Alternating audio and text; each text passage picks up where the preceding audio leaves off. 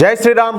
అందరికీ నమస్కారం. Welcome to news అఖండ. నేను మీ కస్తూరి శ్రీధర్. మిత్రులారా, మన భారతదేశ విదేశాంగ శాఖ మంత్రి జయశంకర్ గారు పాకిస్తాన్ గురించి కొన్ని సంచలన వ్యాఖ్యలు చేశారు. ఇక్కడ సంచలన వ్యాఖ్యలు అనడం కంటే పచ్చి నిజాలను మాట్లాడుకుంటే ఇంకా చాలా బాగుంటుంది. అసలు ఒక దేశ విదేశాంగ శాఖ మంత్రి ఎలా పనిచేయాలో ఈ ప్రపంచానికి నేర్పినటువంటి వ్యక్తి మన జయశంకర్ గారు. ప్రపంచ దేశాలలో మన భారత నుంచి తెలిసినటువంటి నాయకుల్లో ఈ జయశంకర్ గారు కూడా ఒకరన్నమాట. చాలా బాగా ఫేమస్ అయినాడు. ఈయన కూడా మామూలుగా కాదు, ఈ విదేశాంగ విధానంలో చాలా మంచి పేరు తెచ్చుకున్నాడు. సరే, ఇక అసలు విషయానికి వస్తే, ఢిల్లీలో మొన్న న్యూస్ 18 ఛానల్ వాళ్ళు భారత్ రైజింగ్ సమ్మేళన్ అనే ఒక కార్యక్రమం నిర్వహించారన్నమాట. ఈ కార్యక్రమంలో మన జయశంకర్ గారు కూడా పాల్గొన్నారు. ఈ సందర్భంగా మన జయశంకర్ గారు మన శత్రు దేశమైనటువంటి పాకిస్తాన్ పైన విరుచుకుపడినారు. ఆయన మాట్లాడుతా, ఇన్నాళ్ళు కూడా మన దేశాన్ని సర్వనాశనం చేయాలని, భారతదేశాన్ని నామ రూపాలు లేకుండా చేయాలని చెప్పేసి పాకిస్తాన్ పగటకల్లగనింది.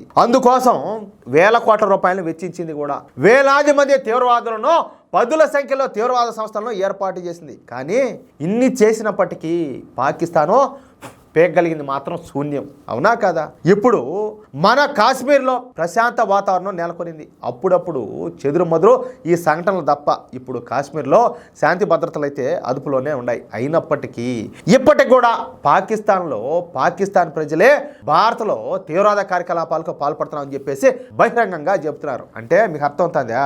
పాకిస్తాన్లో ఉంటారు కదా ఈ మత పిచ్చుండే మునాకుడుకులంతా కూడా, వాళ్ళు భారతదేశం మీద తీవ్రవాద దాడులకు పాల్పడుతుంది మేమే అని చెప్పేసి బహిరంగ గర్వంగా చెప్పుకుంటారని చెప్పేసి అర్థం అన్నమాట.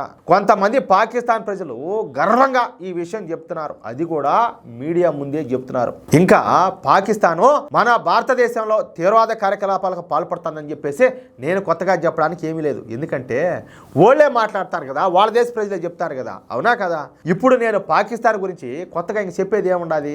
పాకిస్తాన్ భారతదేశంలో తీవ్రవాద దాడులకు, బాంబు పేలుళ్లకు పాల్పడుతుంది. పాకిస్తాన్ ప్రజలు చెప్తున్న వీడియోలు మనకు సోషల్ మీడియాలో అనేకం కనపడుతున్నాయి. అంతకంటే మనకి ఇంకా రుజువులు ఏం కావాలా? ఇవి ఊహాగానాలు కాదు. పాకిస్తాన్ ప్రజలే కాలర్ ఎగరేసుకొని మరీ చెప్తున్నారు. ఏది? మేమే వచ్చి దాడులు చేస్తామని చెప్పేసి.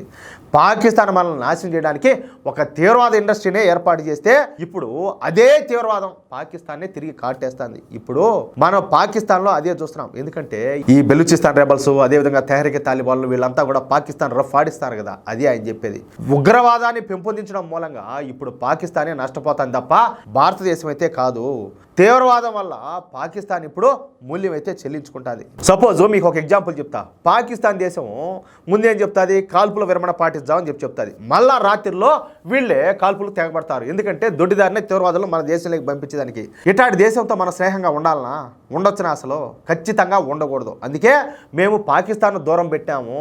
ఇప్పుడు కాకపోయినా త్వరలోనే ఈ పాకిస్తాన్ దేశం అయితే 3 ముక్కలు కాక తప్పదంటూ పాకిస్తాన్ పైన జయశంకర్ గారు మరొకసారి అయితే విరుచుకుపడినారు. అది విషయం అయితే. మొత్తానికి పామేయ స్వామి, అది పామును దూరంగా పెట్టాలా లేకపోతే కొట్టి చంపాలా? దీంట్లో అయితే మార్పు అయితే ఉండకూడదు. ఏమంటారా? ఈ పాము జతలో ఇప్పుడు ఇంకొక పిల్ల పాము చేరింది. ఏదే?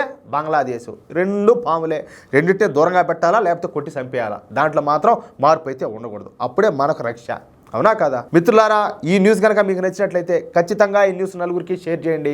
అదేవిధంగా ప్రతి ఒక్కరు కూడా మీ యొక్క అమూల్యమైన అభిప్రాయాలను తప్పనిసరిగా కామెంట్ రూపంలో తెలియజేయండి. అలాగే ఇంతవరకు మీరు కనుక మన ఛానల్ సబ్స్క్రైబ్ చేసుకున్నట్లయితే ప్రతి ఒక్కరూ మన ఛానల్ సబ్స్క్రైబ్ చేసుకోండి, సపోర్ట్ చేయండి ప్లీజ్. జై శ్రీరామ్.